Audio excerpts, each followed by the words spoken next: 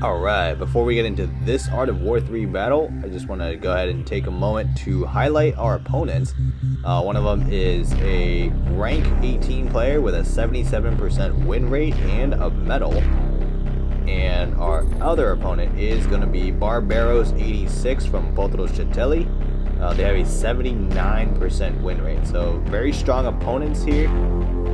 So we have an exciting matchup that's going to happen, so let's go ahead and get into it. Alright, welcome back to another Art of War 3 replay. I'm your host, John Cena, and today we're going to be doing a clan 2v2 battle. I'm going to be the green Confederate player. My ally Bullet 82 MK2 is going to be the blue Confederate player. So let's go and get into this. We're going to be doing something very different today from what we usually do, which is that we're going to go for a full rush strategy here.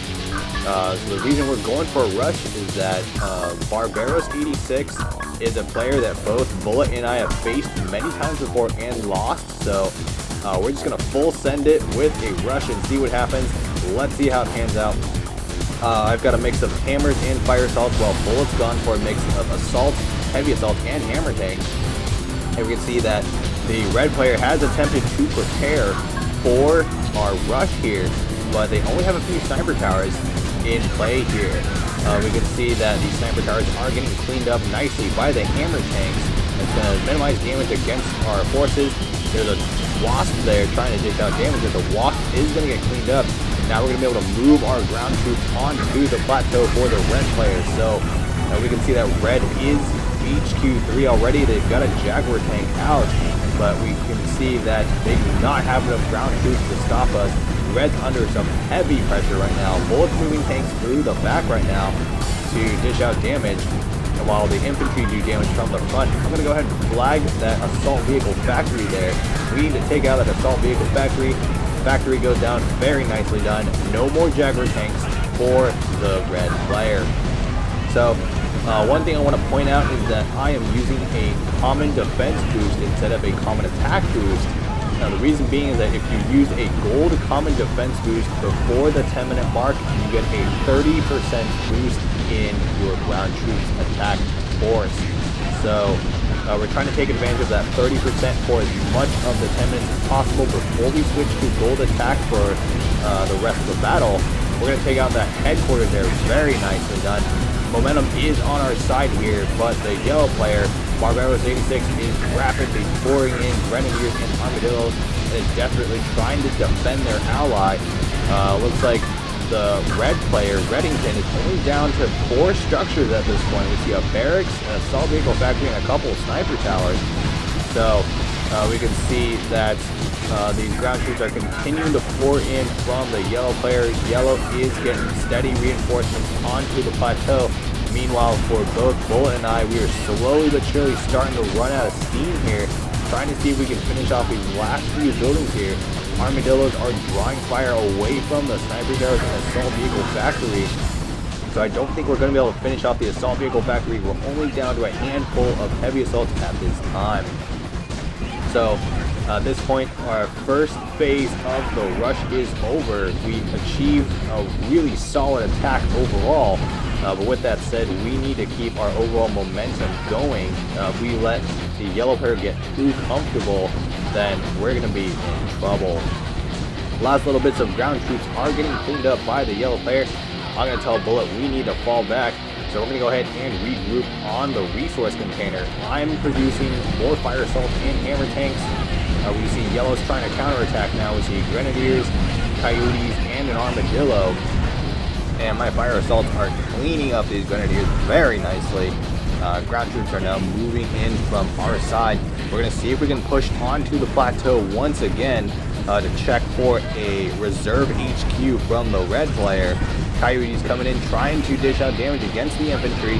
My tanks are moving in now to get a view of the plateau, and just as I suspected, we see that there is a headquarters being put down by the red player. So red is still trying to rebuild back into the game.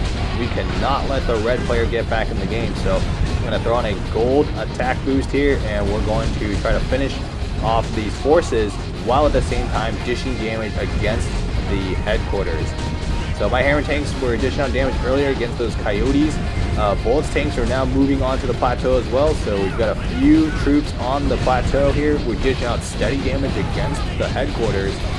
We see more coyotes and grenadiers coming in for the yellow player.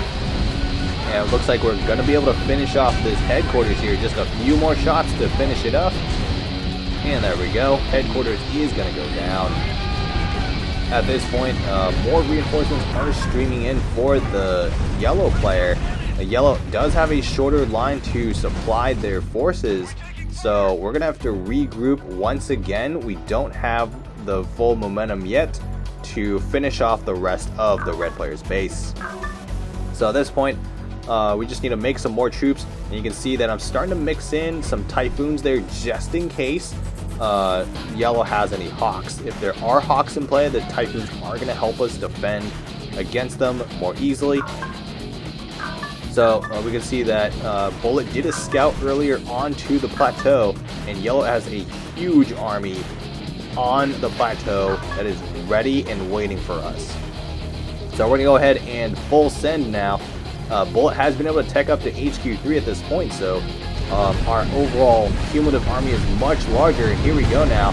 It's going to be fire assaults, hammers, heavies, and regular assaults against grenadiers, armadillos, jaguars, and coyotes. And it is absolute carnage on the plateau here as our forces try to fight it out here.